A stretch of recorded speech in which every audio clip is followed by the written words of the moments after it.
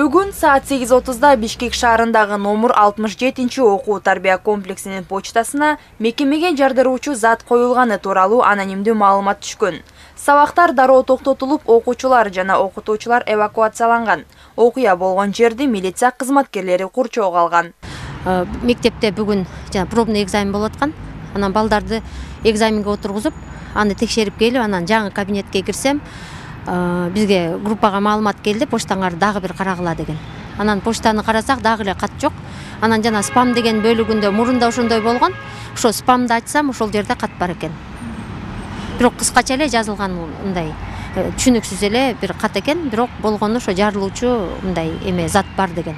Кийинчерээк ушундай эле билдирүүлөр шаардагы бир катар номер 33, 73, 90, 63, 27, 51, 17, 32 мектептерге, билим берүүчү жеке Акылтай, Оксфорд, Сейтек жана Звездочка мектеп комплексине да келген.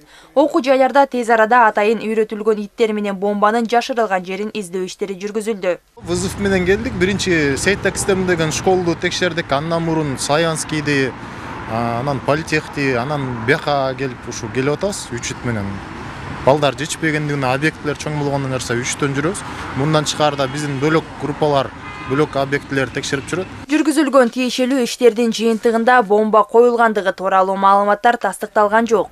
Кооптонууга себеп жок. Бишкек шаарынын ички иштер башкармалыгынын кылмыш тууралуу атайлап жалган маалымат тараткандыгы үчүн жоопкерчиликти жана мыйзамды билбегендик жарандарды кылмыш жоопкерчилигинен бошотулбасын эскертет. Белгилей кетсек, бул телефондук террористтердин биринчи чабуулу эмес. Ушундай эле билдирүүлөр 22 мартта жана 20 январда Борбор каланын билим берүү мекемелерине жана соода борборлоруна келип түшкөн. Чабуулдардын уюштуруучулары азырынча табыла элек. Альбина Айбекова, Элдар Анарбеков, ЛТР, Бишкек.